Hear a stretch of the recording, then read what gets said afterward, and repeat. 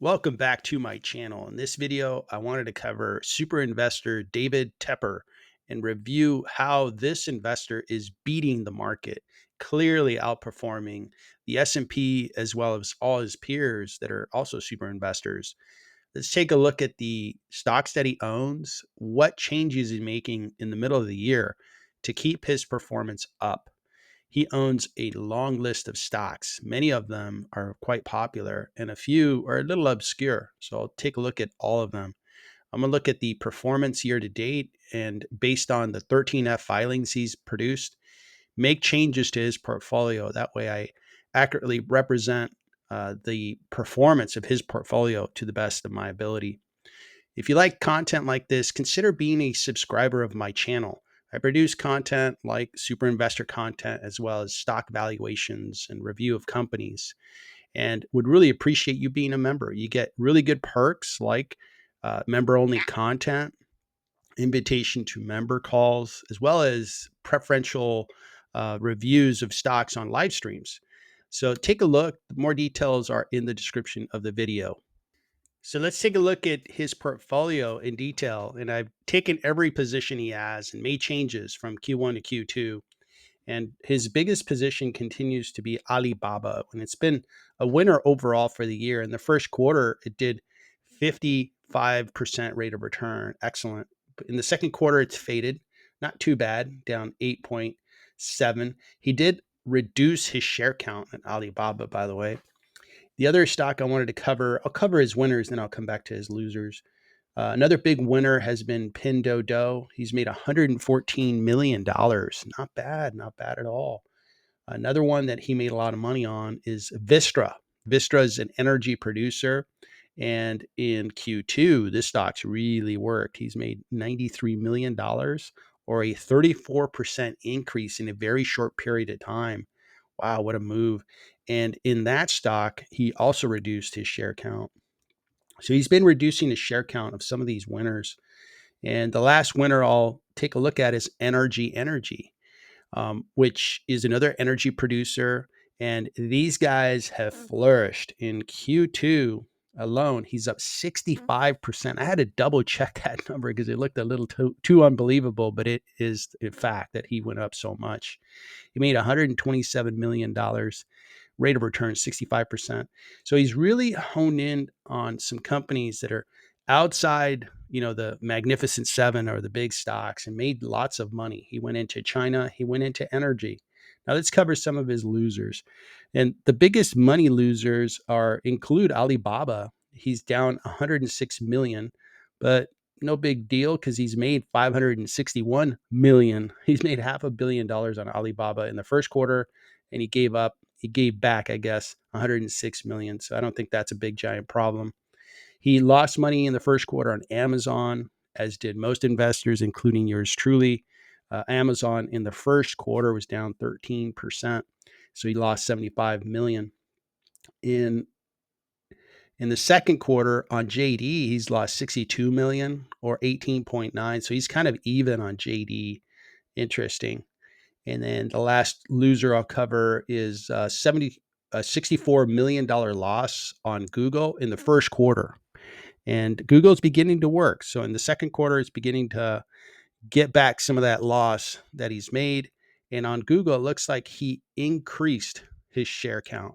So it's interesting. He's moving into Google, which is interesting. I think it's a good move. I think Google is beginning to work, and Google has a lot. After their presentation last week, the Google stock has really been working. So really good move. Now let's take a look at his overall performance. He is performing at just year to date. Year isn't over. We're almost done with 5 months, and he's up 12.69. That's an excellent rate of return, while the S&P is in the negative. So David Tepper is beating the market and soundly, and he's got really good momentum. He's also made a lot of moves. I'm going to go over his moves next and show you that he really is changing his portfolio in a big way. Let's go over that now. So I'm going to go over his ads first, and then we'll go over where he sold some shares. So one of the stocks that he really bet big on is Uber, And Uber is a stock that's been seeing a lot of super investor activity. Bill Ackman went big into Uber, bought 30 million shares. A number of super investors believe Uber is going to be a winner for robo-taxi, as well as overall ride sharing, food delivery, and so forth. I too believe in Uber. Uber is probably the third most valuable stock investment that I have right now, behind Meta and Google. So really good to see that Uber is getting a lot of energy from, or attention from, super investors, including David Tepper. Another stock that he's invested in is Corning. Never heard of it. He went bigger into NRG. That was brilliant because NRG just really performed in Q2. He's buying into Meta. I'm buying into Meta, so that's good to see. I think Meta is looking great. TSM, he's adding into TSM. Google, I think I covered that earlier. Energy Transfer, United Health. Look at that. One of the investors going into United Health. I expect that, especially the back half of Q2, a lot of super investors are going to buy United Health. There's just too much value there. Deutsche Bank, interesting. And these are new positions he's made. He didn't own any shares prior. So Deutsche Bank, L3 Harris, Broadcom. He's got into Broadcom, and then Block, which is interesting. Small position in Block, but nonetheless, he's gotten into it. Now let's talk about what he has sold. So starting with Amazon, he reduced his share count. Amazon's a terrific business. I have no worries about them, having a great next 5 years. So I have no comments there. But he sold out of Crane shares. He sold some Vistra, and Vistra did really well in Q2. I don't know if he regrets that.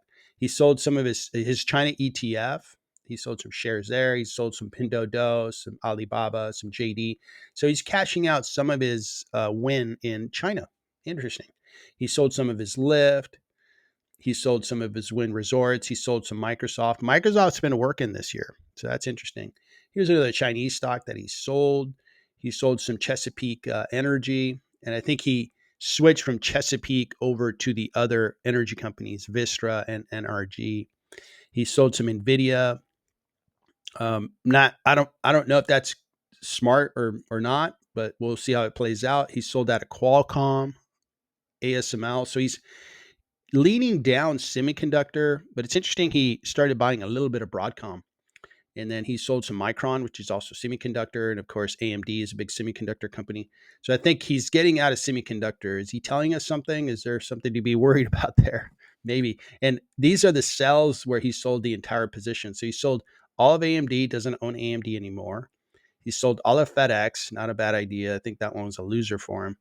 EQT, never heard of it. Antero Resources, never heard of it. Expand Energy, never heard of it. And he got out of Intel, the big dumpster fire. So that's what he completely sold out of. David Tepper is ranking number one again. He lost the title to Burry literally for a week before I was able to update his portfolio and got him back on top. So he's doing really, really well. He's also very diversified. So he's probably going to be top ranked or top 2 or 3 for the rest of the year, because he and Burry have a pretty good gap to the next closest super investor, which is Druckenmiller and then Guy Spire. So that's where he ranks number one, and beating out everyone. So really nicely done. David Tepper might not be as popular as Warren Buffett or maybe even Bill Ackman, but I can tell you he's super successful. He owns the Carolina Panthers, the U.S. Football team, and super successful guy who's getting it done again here in 2025. So that's my review of David Tepper, super investor, really successful in 2025. Interesting to see what he's buying and selling.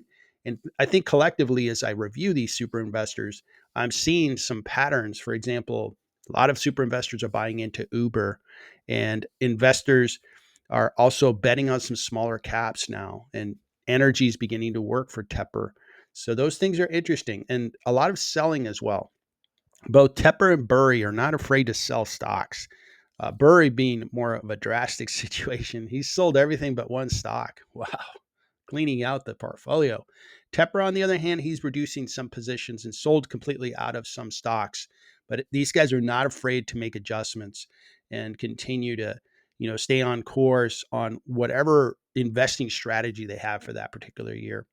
So that's David Tepper, really interesting investor. Thanks so much for watching. I hope you found the video interesting. Let me know what you think of David Tepper, and thank you for watching.